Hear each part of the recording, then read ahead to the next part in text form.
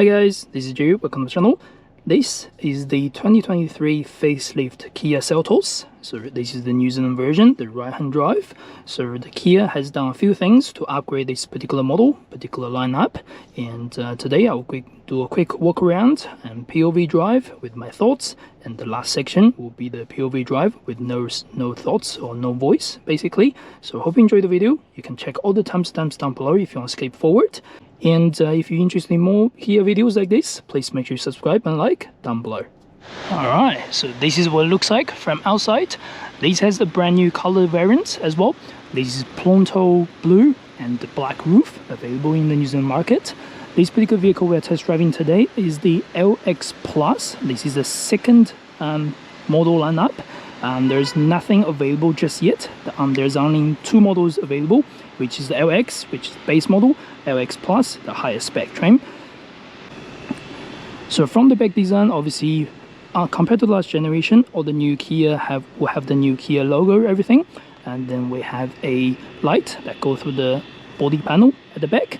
And now on the LX Plus, has also got a new set of wheels. This is 17-inch, where on the LX it will be 16, by the way.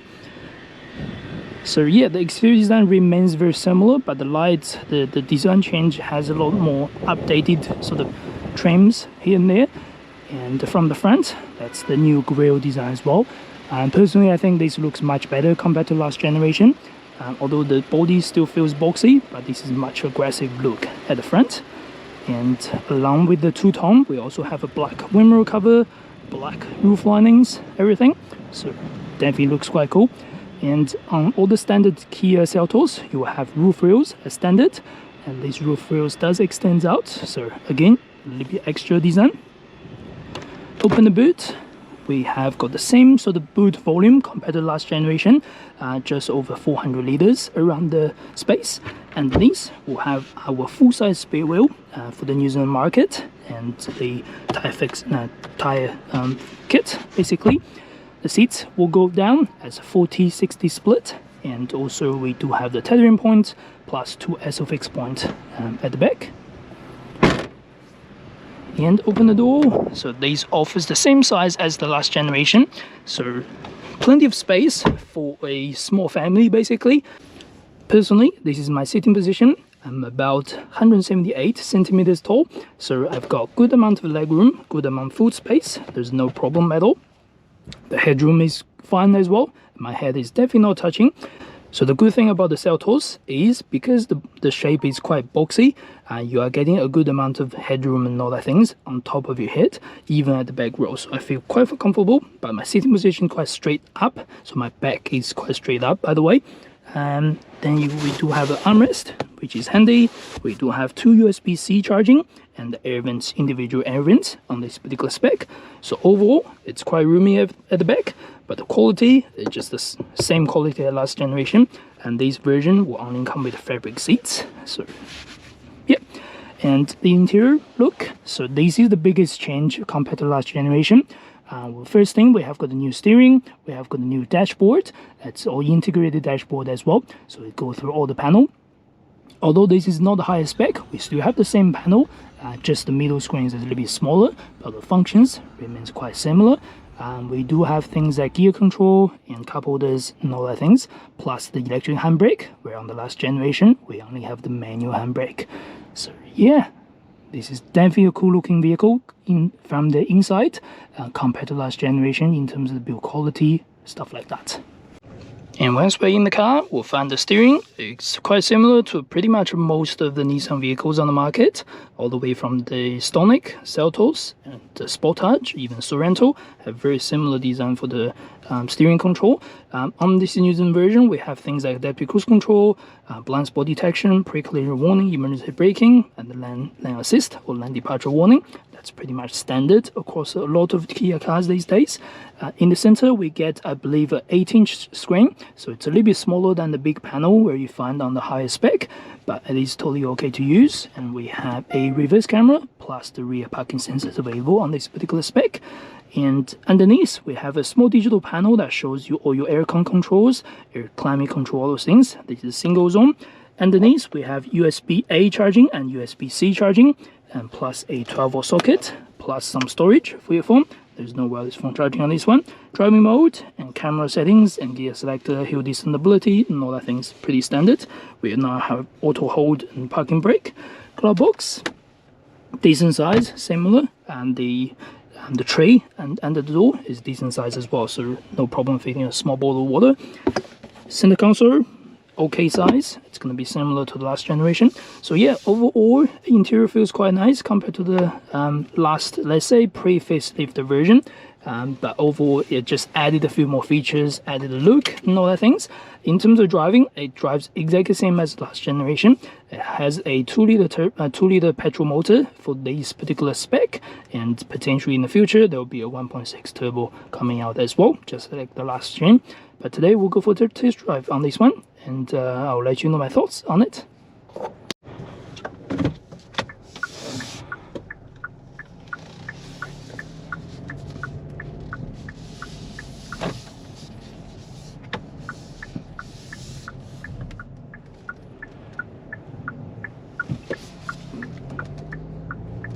So in case you don't know yet, this is our Abbott Pukekohe dealership. This is the dealership where we just recently finished moving in everything. So this is the big dealership, which we have Nissan and Volkswagen on one hand, and Kia and MG on the other hand.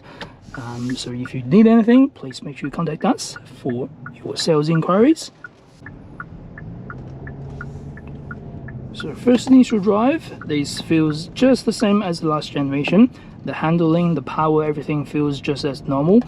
So in terms of its performance, this vehicle comes with a 2-liter petrol motor, 4-cylinder, natural aspirate, no turbo obviously, and it comes with a IVT transmission, in Kia's word, but in reality it's pretty much CVT transmission. So there's no gear change, no real gear change, by the way.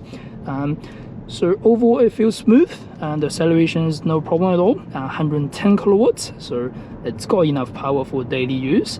The fuel consumption by Kia claimed it to be just over 7.7 liter per 100 kilometers, I believe, 7.7 to be exact. So yeah, it's okay for a family-sized vehicle. And if you compare this to something like a Mitsubishi ASX, the power is very similar. I would say this feels a little bit smooth and a little bit more powerful than the Mitsubishi ASX. And yeah, overall reasonable space.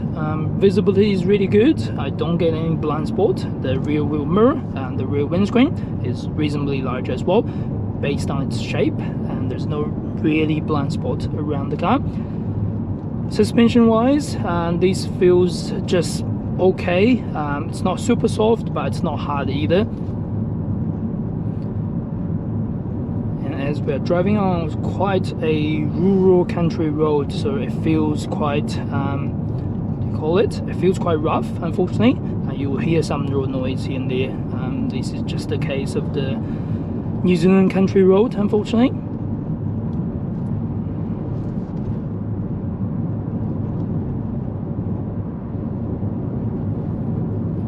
Cornering, it feels similar to all the other Kia cars, honestly. Obviously the gravity thing is high on this vehicle due to the ground clearance, everything, so it's not going to be super sporty or sharper on the corner. There's not much sort of real feel or anything like that.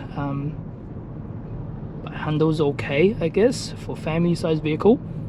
And if you're just purely looking to drive a car from A to B or around the town trip, you'll be having no problem at all. And you will be able to turn around at some point to get on a higher speed zone, so that allows us to see how it performs on a higher speed with acceleration and everything. The warning we're getting is the speed sign recognition system. So if you go over a certain allowance or limit, it will give us warning. I do apologize for that.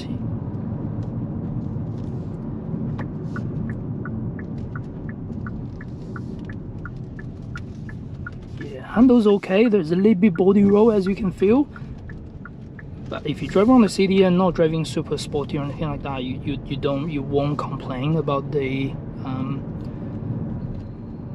the setup basically. So we're driving higher, so we'll be able to reach 80. So I don't have anyone in the back, I'm watching the rearview mirror. So let's accelerate from 40. There we go, now it's 80. So it's quite responsive that the rev instantly goes up quite high.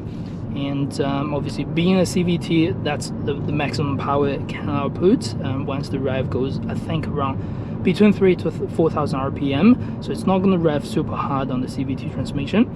The acceleration is okay. You're not going to get the push all the way forward, but if you are going to overtake someone, stuff like that, you'll be perfectly fine in terms of this driving. Around the corner, yeah, it's okay, it's not bad at all. The tire itself is good, the grip is fine. And the noise wise, it's again same with the last generation. It's not something that's super quiet. You do hear the road noise from the tires, from the chassis, but the wind noise is quite minimum. It's okay.